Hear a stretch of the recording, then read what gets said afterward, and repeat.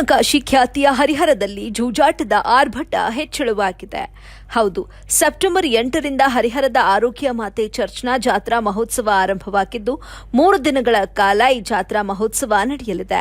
200ಕ್ಕೂ ಹೆಚ್ಚು ವ್ಯಾಪಾರಿಗಳು ವಿವಿಧ ವಸ್ತುಗಳ ಮಾರಾಟಕ್ಕೆ ಅಂತ ಅಂಗಡಿಗಳನ್ನು ಹಾಕಿದ್ದಾರೆ.